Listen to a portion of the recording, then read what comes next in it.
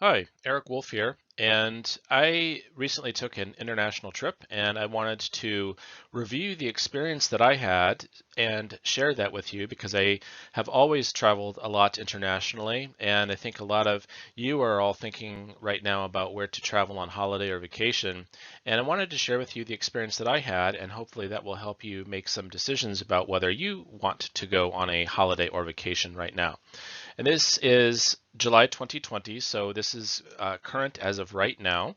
So I would say anytime in the next few weeks or month or two, this information might still be relevant to you. Here I am at a cooking school in Thessaloniki, Greece, the Amelos Cooking School. We had a great time there. Like you, I love to travel. I love to travel for food and drink, and this was one great experience I had. But I think we're all looking for different kinds of experiences when we travel. And for me, the food and drink are very important. So even though I had to travel for a different reason recently, this is the kind of thing that I love doing, and I'm sure you love doing too. And I really miss being able to do things like this. So I'm sure that you are having considerations right now of extreme anxiety and stress. So should I be traveling? Does it make sense to go anywhere right now? And when will it be safe to travel again? All valid questions. I had these exact same questions as well before I traveled. I wasn't sure. I really was stressed about traveling during the time of a pandemic. I mean, when does it make good sense to travel during the world's biggest pandemic since the Spanish flu in 1918, right? Doesn't make sense. However, I needed to travel for some government documentation that I needed to complete, and if I did not complete it, I was going to lose an important opportunity. So I really had no choice. I had to go. And where did I travel to? Well, as you can see here, I traveled from Bristol, England to Barcelona, Spain. Bristol is my closest airport, and I was trying to figure out where to travel from, but my goal was in Barcelona, so I had to get there. And so normally this would be a pretty straightforward experience, but everything about traveling now is different, and you'll see how. So first of all, getting to the airport, you have to get to the airport to get on a plane, right? Not as easy anymore. So before, I would take either an airport bus or the train, or I could even take a regular bus, depending on where I am, and get to the airport, get on my flight, and away we go. Not the case anymore.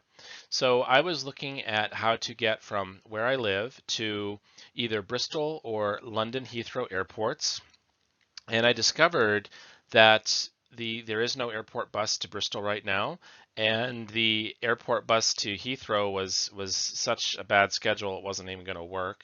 And also, the airport bus to Heathrow was 101 pounds one way. It's normally 28 pounds round trip. So that was a 8 times price increase. So that was not going to happen. Train also not an option. I could not even load train schedules, and regular bus, no, not going to happen either. So I had to rely on a friend to get me to the airport. So I arrived at the Bristol airport. So far, so good. And let's talk about the different experiences that I had while at Bristol Airport. First of all, arrival. There is no longer any bus drop off there. There is a wonky kind of space where you have to pay £3 to drop someone off, which I don't personally agree with, but that's not the point of the video. When you arrive, you are required to go into one entrance only to the airport, and there is a tent with a temperature check. They use a video camera and they check your temperature and you proceed through the tent. There's no other way to get into the airport. So before, when you had all of these different windows and doors and things, the revolving doors to go through, not anymore. One single entry point. The check-in process was actually not bad. Let's look at some of the screenshots from the airport here. So here I am at Bristol Airport. It was an EasyJet flight. The first thing you noticed in the airport, no one is there. It's completely silent. In fact, there were very few announcements as well. There was no hustle and bustle. It was very strange. I got there about an hour early because I didn't know what to expect. I didn't know how much extra time I would need. Didn't need it at all because it was really the only flight leaving at that time of the day. So here's what you see. No people, no lines or queues, nothing. And all of these stanchions directing you how to proceed into different lines and so on.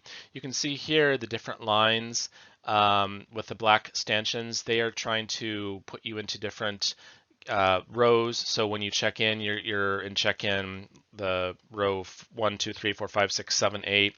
They never got very long at all.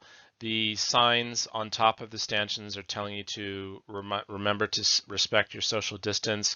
Notice the plexiglass divisions between the different check-in terminals. But it was really weird. It was kind of a dystopian experience because you expect the commotion of the airport and the noise and everything and people running every which way. Not at all. It was kind of like end of the world. It was very strange. And it was also very strange to see pretty much all the flights for the week on two screens. Now, okay, this was a Tuesday flight, so it's missing Monday, but more or less, most of the flights for the week were on two screens. Normally, you'd have the flights for the day on two screens. So that gives you an idea of how dramatically fewer flights there are right now.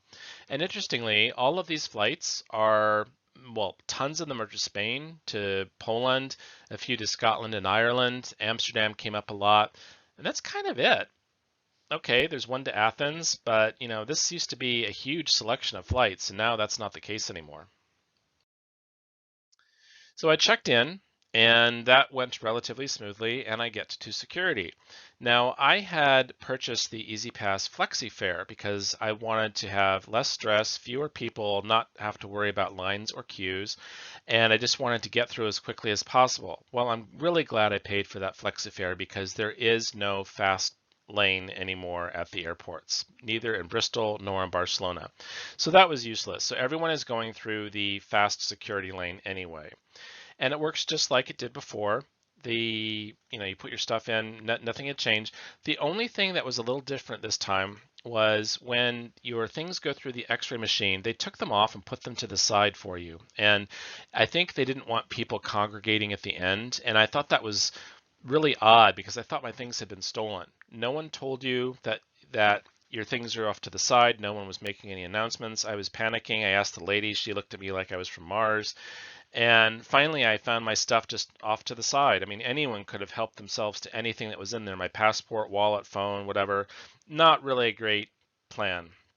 Also, I noticed that all of the security people working at the security at Bristol Airport were wearing different kinds of PPE. So some people had shields on, some people had masks on. None of the brands were the same. And it made me wonder if this is everyone's own personal equipment. So there's no standardization, and I don't know if these things have been approved by any authorities. It just, maybe they have holes in them, maybe they don't. I don't know. I mean, I'm glad that people were wearing these things, but I was really also kind of concerned, well, if I just kind of make something at home and put it on, can I come to work as a security officer? That's kind of how I felt. Right. Now we get through security, go to the gate, and it was really kind of funny because EasyJet has this very elaborate process where if you pay more, you get to board first, which I'm glad I did pay more because it didn't matter in the end. Anyway, so the lady starts to do the boarding by row number, and then she says, "Oh, she said rows 40 to whatever, no one came. Rows 30 to whatever, no one came." She says, "Oh, just everybody board." There were, in the end, about 30 of us, so we all just went to the plane. And of course, you're supposed to be doing social distancing, but everyone is hurting to get there first, right? Because if you get on the plane first, you'll arrive faster. And so people were not really respecting social distancing so much. But when I boarded the plane from Bristol, I thought the boarding process could have been improved a little bit. I was sat near the front of the plane because I had my EasyPass FlexiFare, which gave me a pre-assigned seat anywhere I wanted, and everyone passed by me, and people getting to the back of the plane, and I was a little concerned about that. I didn't think that was necessary, but that was fixed by the time I flew back, and I'll explain that later. So anyway, and everyone boarded, and then when boarding was complete, the flight attendants offered people a chance to spread out. So they actually asked me to sit in an emergency row if I didn't mind, and they spaced people out a little bit more on the plane. So that was good. And I will have to say that the overall in-flight experience was pretty good on EasyJet. I thought that they really thought through pretty well the different security things to think. First of all, the flight booking itself, I was not really happy with this experience. So every other airline out there is offering free refunds, free changes, any flights booked between now and September, just come fly with us. We want you. We don't care. We'll be really nice to you. Not so with EasyJet. No. If you book your ticket and you're flying within 14 days, you're screwed. You have their same rules and conditions they've always had. So you have to pay a change fee, you have to pay a fare difference and all this stuff. And really kind of ticked me off a little bit that they were using this positioning. I thought, everyone else is being kind to travelers and you're not. So bad EasyJet for that. The boarding and deplaning experience, I described this a little bit already. I thought it really worked pretty well. Before you arrived, they said, everybody keep in your seats when you arrive. We will announce when you can leave the plane, and we're going to be leaving by row numbers. So you're going to have to wait for the people in front of you to get their overhead baggage, then start walking, and then you can get up and get yours. And I thought that that was really good because you don't have people herding in the rows and everybody trying to reach over each other and crowd as people do to try and get off the plane. So I thought that that was well thought out. Food and drink, because I purchased the Easy Pass FlexiFare, I got a £7.50 meal voucher. And that was pretty much crap. They had one thing to choose from that they priced at £7, which was a little tiny box of hummus and roasted red peppers and some rosemary crackers and a drink. And they were charging £7 for that. So I saw they make a big deal. Download the menu before the flight doors close, and download the EasyJet app and all this. It didn't matter. They had one thing to buy, so, and it wasn't even that tasty. I ended up eating it later, and it was not worth it. So not worth it. Complete waste of effort there. Sorry, EasyJet. Seat assignments. I talked about this, and I thought that how they did it worked really well. They allowed people to spread out, not be next to each other, and they really seemed to have thought through that process. Now, we were lucky because there were only about 30 to 35 of us on the flight. If that flight was full, it would have been a different situation completely. So, yeah, keep that in mind. Pricing, bad EasyJet. So normally I can fly round trip from Bristol to Barcelona for, I think I paid once about £80. I flew to another destination in Spain last year and that was £150 normal pricing. And my ticket this time was almost £300. Now, okay, I get that you need to try and make up some money and I get that the flight's not even half full. But to get people traveling, don't you want to give them an incentive to travel with better pricing? And then you could argue too, well, you paid more than double for the flight, but there were less than half the people on the plane. So that could be perceived as a benefit. Yeah, that's true. But also, I didn't like having to pay the same price that British Airways was charging from London. So I could have flown a respected airline with full service and everything and no extra charge for seats, but no, I got that same fantastic experience with EasyJet. Right, arriving at Barcelona Airport. Flight was fine. We landed. We actually were early. We were about 30 minutes early because there's no air traffic. So that was kind of nice. Immigration, simple. I was the only person in the line in for the non-EU passports because I'm undesirable, not having a European passport, so I had to go to the other line. No one else in line there. It was fine.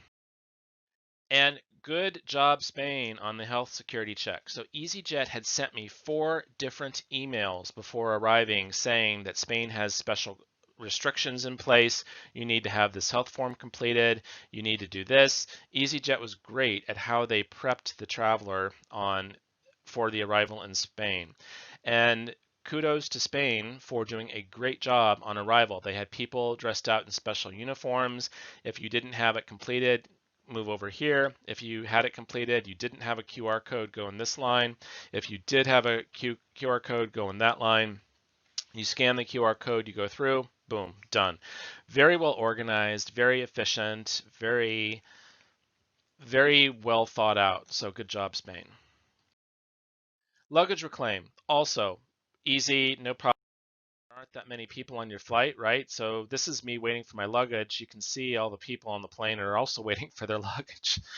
But they have the social distancing placards on the floor there to give you an idea of where to stand. That wasn't really an issue, so it was well thought out. Luggage came relatively quickly, so I think I was waiting 1 or 2 minutes before the bags came. Not an Getting from the airport, this was a bit of a stressor because in the past I had normally taken Aerobus, which is really simple to get from the airport to downtown Barcelona. And I had taken the Aerobus many times from the airport to downtown Barcelona. And I remember seeing something on their website that they stopped service at 9:45 p.m. And normally they were open at least until midnight before the pandemic, and it might have even been 24 hours, I'm not sure. So I really didn't know what to expect when I arrived. So I like Aerobus. It's a good service. It's efficient. It's not a long ride to the airport. It's simple. It's straightforward. Not a lot of stops. Tickets were pretty easy to get. I did not buy a ticket ahead of time. There was a machine there. Unfortunately, the bus driver did not speak English, so I spoke enough Spanish to know how to use the machine and that I should buy from the machine and so on. But if you really don't speak the language of your destination, I think people working in tourism should probably speak a little English. That seems like a reasonable request. But anyway, timing. As it turns out, I was on the last bus from the airport into the city. So I was really lucky that my bag was there, that I found the Aerobus, which is actually not well marked how to get to it. I followed the signs for public transportation, and then when I arrived out of the building, I saw a big Aerobus in front of me. So that was nice, but if that bus wasn't there, don't think I would have maybe found it. I would have had to ask people, and I wouldn't have known. There were no signs saying service ends at 9:45, nothing. So that wasn't very well thought out. Now, when it comes to health and hygiene, I really did not see any effort on the Aerobus to take into considerations people's health. So there was nothing about try to sit away from people. There was nothing about try to sit near the window or don't sit right behind someone. Nothing, no guidance about where to put your bags specifically because of the pandemic. Like if your bag is small, keep it with you. Nothing, no guidelines at all. And I thought they could have done a much better job with that. Now I'd like to talk about the hotel experience. And I have stayed at this Roommate Hotels before in Barcelona. It's a small chain in Spain, and they do a really good job. I had stayed at their Roommate Carla Hotel previously in Barcelona, and I really liked it, and that's the one I booked. And then a couple days before, I got an email from them saying, oh, the only roommate hotel open in Barcelona is the Roommate Anna Hotel. So is it okay to put you there? Well, thank you for asking, but I actually booked the Carla. So if the Carla is not available, then tell me at the time of booking, please, because it's not in the same location. And I think the traveler should have the opportunity at the time of booking to decide if that alternative is acceptable or not. As it turns out, it was only a couple of blocks away, but they had something like 5 hotels scattered throughout the city. And if I had booked one of the other hotels in a different neighborhood entirely, and then they had written me and said, well, this is the only one available, I probably would not have been very happy. So they could have done a better job with that. Check-in at the Roommate Anna Hotel. Fantastic. Great staff, super friendly, knowledgeable. They speak your language. I heard the staff speaking English and French fluently while I was there. I imagine they probably had a couple other languages under their belt, but they did a great job. There is a plexiglass screen in front of you, which divides you obviously from the reception people and yourself. So that was really well thought out. I thought they did a really good job with that. Okay, the in-room experience. So when I got to the room, I ended up changing rooms, but when I got into the room and got settled, I did wonder about who had touched what. And there was no discussion with the reception desk. There were no signs anywhere that said things had been disinfected. There was nothing that talked about the safety measures taken to protect you in the room.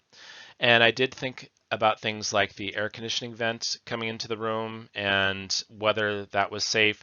I would have liked to have known what kind of filtering process was in place at the hotel. No discussion of this at all.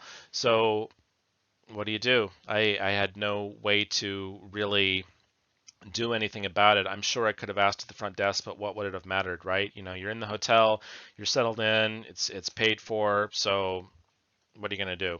I suppose you could wear your mask in the room all the time, but that would be kind of annoying. But anyway, I really enjoyed my experience in the room. I like the hotel. Everything works really well. No complaints there at all. Breakfast. My favorite employee at the Roommate Anna Hotel was the lady in the breakfast room. She was fantastic. She was really efficient. She was really knowledgeable. She was really helpful. She spoke my language well enough to communicate with me, and of course, I had to use some of my broken Spanish to make myself understood, but it all worked out in the end. Let me show you a little bit of what the breakfast experience. So here's the breakfast room, and this is at peak breakfast time. So you had to make a reservation in order to proceed down to breakfast, which was a little off-putting, but I understand the reason for it. So I didn't make a big deal of it. I accepted it, and life moved on. I did think they could have done a better job of distributing the people in the room a little bit better. There were a couple times when I came down to breakfast and I was, so you can see the tables are 2 meters apart, but I could have sat way in the back away from everyone, and then I was sat in the front next to the other table 2 meters away with other people on it. So that could have been done a little bit better. But as you can see, they did a pretty good job of trying to space things out. Now, here's what the breakfast looked like, and there's a couple things here that I wasn't really keen on. You can see in the upper right corner the fruit and the meat and cheese plate. Those have plastic wrap on them, and I understand why that's done, but it really concerns me that we're racing to refill the landfills and increase our plastic usage dramatically because of this pandemic. You know, why do those things have coverings on them? Why couldn't you have put another plate on top, right? Or maybe one of those metal things that goes on top of a plate in hotels. I don't know. There could have been a better way to do it, I thought. And this part of the breakfast with the bread and the tomato puree and things like that were just served like that. So if you're wrapping the fruit and the meat, why aren't you wrapping the bread rolls and croissants and the apple while you're at it? Why not wrap everything? I don't know. It was kind of strange. The cutlery was served like this with a napkin around it, the serviette around it, which was nice. But also look here. So the butter packets were served, and I normally don't eat butter. So I was concerned that if I didn't use them, then they would just go to waste. They would be thrown away. I don't know if that was what happened or not, but I was really concerned about that. I would have preferred if they had asked me, would you like butter with that, right? And I saw a lot of people leaving the fruit on the plate. They weren't using their apples. They also gave apricots. That also upset me because there was a propensity for food waste. Now, in a buffet, you're going to have food waste as well. But I think there could have been a little bit of fine tuning that could have happened with that a little bit. And I'll talk about this little glass jar of olive oil and stuff in this. So here's the close up. Every table is given this little jar of condiments. So you have olive oil, there was balsamic vinegar in there, there was two different kinds of sugar, there was salt but no pepper, and I think that was it. I think that was it. And what concerned me about this was if I didn't use these things, so I'm going through, I say, I don't want that one, I want this one, and I'm moving everything, and I'm touching them with my fingers. And I was wondering, has this just been on someone else's table? Has someone else been touching this less than 5 minutes ago and now you're giving it to me? At one point, I needed to find the server and I went to the back and I did see a shelf that had a bunch of these little glass containers on it. And I am presuming that as soon as someone finishes on their table, they take this back and they put it on that same shelf and then take it out to the next table. I'm not suggesting by any stretch of the imagination that they throw it away, but maybe they give it a spray of an antiviral spray or something like that, or I don't know. But I think this could be done a little bit better, actually. This was a source of concern for me. I didn't know how safe these condiments were to use. that said, the breakfast was great. It was tasty. Everything was fresh. Everything was really good quality. They did a great job. And again, the lady in the breakfast room, she was a star. She was really a great team member there. Hotel amenities. And so by this, I mean, there were obviously the supplies in the bathroom, but what there is to do with the hotel. And unfortunately, at this particular hotel, the only thing to do was a rooftop pool. And when you want to use the rooftop pool, you see a sign like this. So the pool only will allow 4 people at a time, and it's only open from 2 to 9 p.m. So if you want to go up to the pool at 11 in the morning, the elevator is locked. You cannot even get there. And I don't know the reason why. I'm suspecting it has to do with staffing because they have a pool bar on the other side on the 8th floor there, and that was staffed by someone. So maybe they didn't have enough staff or they didn't want to pay for the staff. Okay, that's fine. But maybe you lock off the bar area, right? And let people come to the pool earlier. And then in terms of other amenities, all the bathroom amenities were fine. Their supplies were fine. The soap was a little weird. The soap wasn't really nice. The hand soap, the bar soap. But I also wondered when someone is cleaning the room, what are they touching? Is the housekeeper wearing gloves? Is she touching her face? How much is she touching the towels that she's putting down or the little shampoo containers and things like that, which I try to bring my own anyway. But how much of this is being touched when the sheets are changed? Obviously, she's breathing in the room, but is she wearing a mask? I did notice one of the housekeepers out in the hallway wearing a mask, but this was never discussed or explained by the hotel. And I think they could have done a much better job of this because what happens if I go back to the room and the housekeeper was just in there 5 minutes ago, breathing in there, touching things? If there's live virus, it's still going to be live at that time, right? And I didn't know what exactly precautions were taken to protect the guests at the hotel. So I think they could have done a little bit better job of that. Now, let's talk about being in the destination. I'm not going to talk about the government experience there because, as any government goes, you can imagine how special that was. But you're in Barcelona and you're going to make the most of your time there.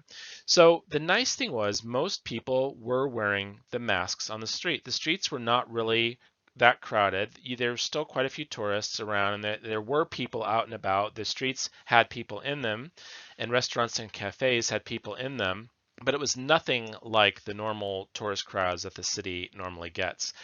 And like I said, most people were wearing their masks, and it was a rule that you wear your mask there. But there was one street I walked down, and I passed 10 people, and none of them had masks on. And I thought, if it's €100 fine, the city government's missing out on €1,000 right in this one block alone. I saw no police or patrol anywhere giving people any tickets or harassing anyone who didn't have their mask on. So that was a little bit of a concern. Here you are at a market and there's plant display. You go into the market. I sampled some cheese in there, and the woman handed me the sample with her bare hand, which was a little alarming. But then I thought, well, the mouth saliva bacteria, whatever, is going to kill, hopefully, anything that would have been on the cheese. I don't know. How paranoid can you be when you travel, right? But the things that we take for granted, like taking a sample of cheese or meat or something in a market, or sampling the little wine, in little glasses or something, all of these things that used to be so commonplace, you are absolutely paranoid now about doing them again. And you're also paranoid about the waste that's being generated. So all of the wine samplings were done in those little tiny plastic glasses, which I'm sure are not recycled. So more landfill waste. So I'd like to really talk about eating out, attractions, getting around, and shopping in Barcelona during this pandemic. And by the way, while I was there, they were experiencing a huge surge in new cases. So you're there, you have to be there, you didn't have a choice, and all of this is happening around you, and you're wondering, are they going to lock down the city any day? Am I going to be allowed to leave? Will they give tourists maybe 24 hours or 36 hours to get out and get back home? What's going to happen with the flights? You're thinking about all of these things while you're there. And because EasyJet doesn't fly every day, I had to spend 5 days actually in Barcelona, because if I didn't get done what I needed to on the first day, I would have needed to be there a second day, which is why my trip was 5 days. And so, okay, I said I'm going to make the best of this. I'm going to experience the city, and really, I thought this was a great time to see some of what the city had to offer in a time when there weren't as many tourists there. So if you want to see any of the attractions, do things, if there are fewer tourists around right now, this is the time to do it, right? So that's what I thought. Okay, when you eat out in Barcelona, some of the restaurants are requiring bookings now. So if you go to a proper table service restaurant, you have to book ahead, and they are making sure that they have fewer people at the tables. The tables are spread out. They can't take as many bookings. I understand that. When you go to a takeaway type restaurant, everyone has signs up in the windows saying that you need to wear a mask before coming in. Most establishments have a alcohol gel pump. So you go in, the sign says you must pump and clean your hands. Okay, great. I love that.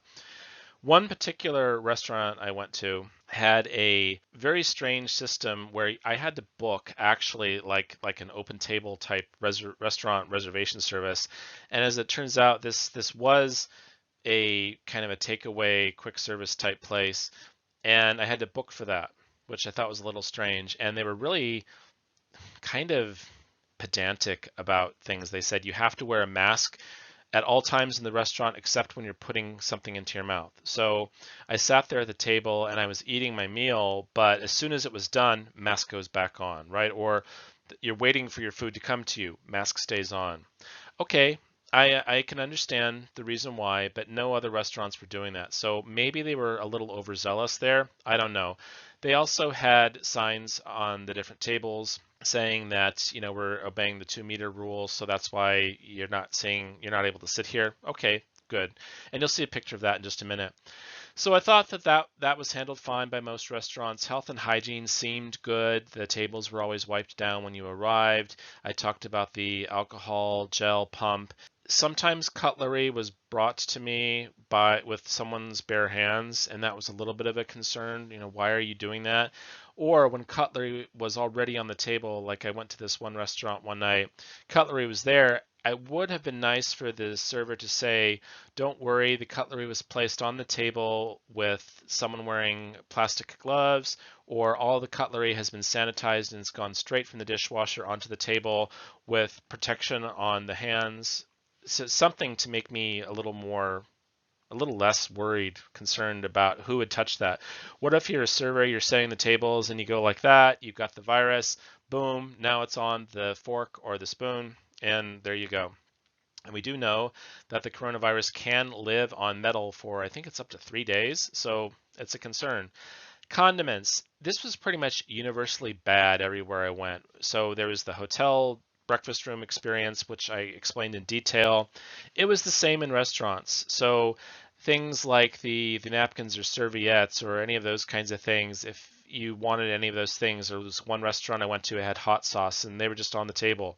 Okay, that's how we used to do things, but I don't know who just touched that. Now, the restaurant really wasn't busy, and I'm thinking there was probably no one at my table for a few hours before me, but still, this was a concern. So what I did, I actually got up, used the alcohol gel, and washed the bottle of hot sauce, and then used it. So, okay, is that over paranoid? I don't know. You see, this is what the kinds of things you're thinking about when you're there. So this is the one restaurant that I went to that had signs on every other table so you could not sit there. This was also the restaurant that was a little overzealous. I thought about wearing your masks at all times inside, but fair enough, it's a pandemic, so it's okay. You can see the server there behind the bar has her mask on. Every restaurant you went to, the servers were wearing masks, which was good to see. So, attractions. So I went to the Gaudi house and I thought, this is the time to do it. If there's any time to visit Barcelona and the attractions, it's when there's not that many tourists. So I made a booking, got right in, and I was a little stressed because it seemed like a lot of people crowding around trying to get the little audio things on the iPhones they give you with the headset. They gave you covers for your ears, ostensibly to protect your ears, which later I discovered. So there are these signs that say that every headset is disinfected after each use. And sorry, but I didn't see that happening. So when you leave the gaudy house, you come down the stairs, and there's a lady taking all of the used headsets and headphone devices, the iPhone things, and putting them straight back into usage. So nothing, I didn't see anything being cleaned. I did see one pile of things being wiped down, but not everything was being wiped consistently. So but walking around the gaudy house, there were way too many people for my comfort level. It was really stressful. There, people were definitely closer than 2 meters at most times in there. And they had on the second floor, they had a big machine with a big LCD LED display on it. You know, this is a super duper air filter, and the air is filtered completely every 24 hours, and all this nice signage. And I walked over to it, and it wasn't on. I have seen air filters that, like, I think some of the Dyson ones, they don't actually, no air is flowing, so it's on and it's doing its thing, but it doesn't feel like it's on. But I didn't get the sense that this was actually doing that, because if it's a filtering system, there has to be air flowing and pressure through a filter to remove any contaminants. And the kinds of filtering system I was talking about before that I have that are typically silent are the ones that are putting those ions into the air. So I got the impression that this was a bit of a gimmick, that nothing was really happening with this air filter, which really kind of ticked me off. The entire time I was in the gaudy house, I was under extreme stress. All of these people, kids running in front of you, and it was just a mess. And yes, you have your mask on, but then you have to walk up the stairs in your mask, and it's hot, and it was not entirely pleasant. So I would recommend that if you're looking to visit attractions, look for things that are less visited. So the gaudy house, even though there were fewer people in Barcelona, they all decided to go to the gaudy house, and it was not a pleasant experience. So I ended up finding a church in the Gothic Quarter, an old church, and it was lovely. A beautiful church. There were 4 people inside. That's the kind of attractions I think that you should be looking for right now. Anything that is less visited or anything outdoors as well, I think would be a safer bet. Getting around. So I did take the subways. That worked okay. There were very few people on the subway. You could get on and off without really touching anything. Well, no, that's not true. You had to push the door to get out. But I had gloves on, so that was okay. Taxis, a bit of a mixed bag. I took a couple taxis. One had a plexiglass barrier, and the driver was wearing a mask, and I was wearing a mask. Another taxi I got in, the driver had a mask, but no plexiglass barrier, so no consistency there. A little alarming. I did feel like I wanted to get out of the taxi and find another one. So that was kind of strange. And walking, obviously easy, no problem. Shopping, going into any stores, you see the hand sanitizers and masks everywhere, and that is really good to see. But what you don't expect is touching and putting things back. So you go into a pharmacy and you take something off the shelf and you look at it, you read the label and you decide you don't want that and you put it back. Or you go into a shoe store, the same thing. Well, how many people were touching that earlier in the day? And there's no rules or anything about anything like, okay, yes, you can look at it, but we'll spray it after you touch it. Nothing like that. And I think that that is an opportunity for some additional attention. All right, so getting back to the UK. But before we do that, I just want to talk about the boarding experience in Barcelona. So back on EasyJet, what they got right this time on the return trip was the boarding the people at the back of the plane first. So even though I had paid extra on my flexi fare and got a seat further up in the plane, and I also got speedy boarding, which I had no benefit from, they told me to wait, and so all the speedy boarding people would be boarding last, right? But anyway, it was nice that everybody in the back of the plane boarded first, so they did not have to pass by me. So that was actually well done. I really wish that EasyJet had not tried to sell me a flexi fare. I ended up paying £60 more for it and really didn't get any benefit from it at all. So that was a bit of a bummer. But anyway, but I did think honestly that EasyJet did a really good job of managing the safety of the in-flight experience. They also had an announcement that if you needed to get rid of one of your masks, they would come by with a special container, treating it like a biohazard. Really, they absolutely were. All of the staff on the plane had masks on and gloves on, and it was really professionally handled. So back to the UK. Cock up. So if EasyJet emailed me 4 times to let me know about the entry requirements for Spain and the health controls, not a single email about requirements to the UK. Now I live in the UK now, and we had heard in the news that there was no longer any kind of quarantine for people coming back if you're a UK resident or well, not even if you're a UK resident, there was no longer a quarantine. I mean, in the news, like there's no quarantine. They were going to have a 14-day quarantine, then they got rid of it. Or maybe it was from certain destinations. I honestly can't remember. It was so confusing. And then they were talking about these air corridors, so UK to Spain, and I don't know. But there were no announcements on the plane about needing to have a form completed. There were no emails from EasyJet or anyone about forms needing to be completed. Remembering my walk from the plane to the immigration control, there were signs up, but there was nothing saying you need to have this done by the time you get to immigration. There were QR codes. And so you get to immigration, and I get in the line like normal, and I get close up to the top, and I'd waited about 10 minutes, and then one man makes an announcement and said, if you do not have this form completed, go over there against the wall and complete it. There's a QR code that you can download and do it on your phone, but you cannot pass through immigration until this form is completed. Gee, thanks for letting everyone know. And it looks like another flight had arrived at the same time. So you had about 60 or 70 people all herding around close to each other, no 2 meter distance at all. I go over to the wall and I scan it, and what a nightmare. I'm doing this on my phone, right? Everyone's cutting in front of you, trying to get ahead of you in the immigration control line. And then they ask you about quarantine. And, do you qualify to be exempt from quarantine?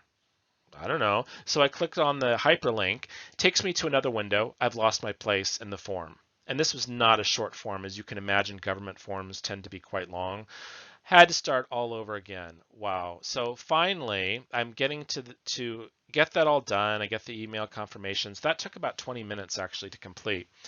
And then I'm waiting in the line, the queue for the passport control, and I'm observing what's happening. And people are showing their passports. They're being talked to by the immigration officials, and they're going through. And a couple people are showing papers, not everyone. No one is showing their phone or anything. And so I get up there, and it's my turn. And of course, being cheeky, I have to say, do you need this? And I show him my phone where I completed the form. Oh, I just need to see that you completed it. Well, I wanted to say you didn't ask the last 15 people that you processed to see their forms. So no consistency at all. Did they have their forms? No idea. But I thought that it was extremely poorly handled, as many things done by governments tend to be kind of cock-ups. It's complete confusion, misinformation. Don't know what to do, where to go.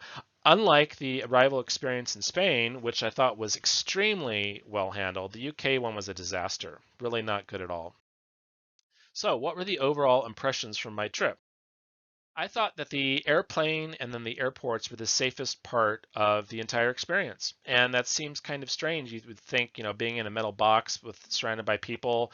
No, I thought that it was extremely well handled. They talked about the disinfectants they used. They asked you not to wipe down the armrests or the tray table because they use special antiviral disinfectants. All of this was great. They did a great job, really. And the airports too. Hand gel everywhere, signs, stripes on the floor, here's the 2 meter mark, don't go past here. I mean, really extremely well thought out. I was really stressed over the hotel's processes and overall the weak links in food service overall. I still think the hotel did a great job. I think the only thing they could have done better was to be clear about how things were handled in the room, because that was really unclear there. And then overall, the food service experience, what's done with condiments, how is cutlery handled? That was still a weak link and caused me some stress. I was still shocked that there were quite a few people not wearing masks, despite the law that was in force at the time. Quite a few people weren't. And when you go into any cafe or restaurant, anyone eating or drinking is not wearing a mask, except that one restaurant that I mentioned. And they're supposed to not have more than 50% capacity. And it seems in a couple instances they might have had more than that. I don't know. I'm not going to begrudge them. I mean, they have to bring in income, right?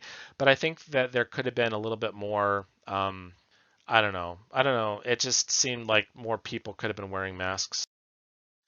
And masks wear out. I wasn't expecting this. So I had bought a kind of a nice mask on one of my previous trips, and one of the filters fell out. And I didn't even notice. And then I was getting up from the breakfast table and I saw something on the floor, and I looked at it and it was one of the filaments from the filter. Then I looked at my mask and I realized that it had fallen out. How does that happen, right? So I had to get a new mask. So you may not be expecting it, but your mask actually might wear out. And I actually was double masking during a lot of my time there just because I am in a risk group that is of the age and of the gender where I have a much higher propensity to catch the virus. So I double masked, and I use those triple ribbed. They're blue on one side and white on the other. And those actually, after a day, they get fuzzy and they start to itch your nose, and they're horrible. So I don't know. Be prepared that your mask might wear out and bring extras with you. Government miscommunications over everything. Typical, really bad job in general from governments. It just, you look at the news and no one knows what's coming or going. But I did think the exception to this was the Spanish government. When you arrive, everything was extremely well thought out. It was also shocking to see how much we touch our faces. So when you're in a destination and you're wearing a mask and you want to go like this or like that or whatever we do, or scratch your eye, you are conscious of every single time your hand approaches your face, and you're wondering like, oh my god, did I just scratched my eye, what if my hand had virus particle? You think you're paranoid, really. And it was really quite stressful. So I guess being there for 5 days in Barcelona, I was really concerned more about others and less so about myself, because I knew that I was taking all the precautions I could to protect myself, but I wasn't so sure about others. Like a server in a restaurant, they weren't wearing gloves, right? How were they touching the cutlery? Did they move the condiments on the table? I don't know how safe other people have been, just like they don't know how safe I am, right? And that, I think, was the biggest cause of stress and concern. So, should you travel right now? I really can't answer that question for you, but I think you can do things. First of all, I actually think air travel might be okay. For shorter haul flights, my flight was just under 2 hours. I think a flight of up to 3 or 4 hours is probably doable without too much discomfort. I do think travel by car might actually be better because you are traveling with people you're in a closed environment, you don't have to worry about other people walking by you or touching things that other people maybe have touched. You could hire a car and you could wipe everything down yourself, or get some kind of antiviral, antibacterial wipes, or you could ask the car rental company if they have sprayed the car with an antiviral disinfectant. So, or you could take your own car if you're traveling domestically. I do think that at this point, I might prefer self-accommodation over hotels. If hotels could do a little bit better job of communicating what they're doing in the room to protect you, then I might feel a little bit better in hotels. And also that the air filtering that's taking place, that was never discussed. But again, when you rent someone's house or apartment, you don't know what kind of cleaning they've done either. Do they disinfect things to the level that we all hope they should, or that we would do it at home, right? You don't know. So you probably need a bottle of Dettol or Lysol in the United States to spray everything and make sure that you're super safe. And then dining out with caution, and this is really difficult to say because I work in the food tourism industry, but I do think that you need to be a little cautious about how you dine out now. And I think that food service establishments also could be a little clearer about how they are protecting you as a customer. It's inconsistent among every dining establishment that you go to. The coffee shop will have different rules from this place. The finer dining establishment will have its own set of rules that's different from this fining diner establishment. And everything is inconsistent, so it's a bit kind of weird time to be doing this. But I don't think you should have fear over this whole process. You need to be concerned, you need to take precautions, you need to be alert, but I don't think you need to be scared. So I think you can travel, but you just have to take extra precautions. And one of the things I noticed was that kids didn't seem to have this sense of fear or caution that we as adults had. And so I saw one child at the Barcelona airport that had a face shield, a complete shield around his face, plus a mask on. And at one point, his mom let him take his mask off, and he was away from all people, and I could tell he really enjoyed that. But there were many other times where kids just were not asked to wear masks or shields or anything at all, and that really concerned me, really more for the kids, because they don't, what does a pandemic mean to a 5-year-old? Right? Don't touch your face. Okay, mom, right? That was a little bit of a concern, actually, how that was being handled. So I think if you're traveling with children, you probably will want to take extra care to make sure that your child is protected and that they understand the implications of what's going on today. It was not clear that most parents made that evident to their children. Obviously, you're not party to any conversations that a parent is having with a child before they go out. But the way kids were running around and touching things just like they would normally do made me wonder if any kind of conversations had happened at all, except for that one kid at the Barcelona airport who his mom clearly was looking out for him. So if you do decide to go away this summer on holiday or vacation, I wish you the best of luck. I hope that you enjoy yourself. I hope that you can enjoy yourself with everything that's going on out there. But now you know what to expect in airports and in aircraft and in hotels and in attractions and in restaurants and in retail stores. Hopefully this was helpful to you. Thank you for watching, and if there's anything else that has piqued an interest in you, or you want to learn more about our association, you can visit us at worldfoodtravel.org. Thank you for your time today, and remember, eat well, travel better.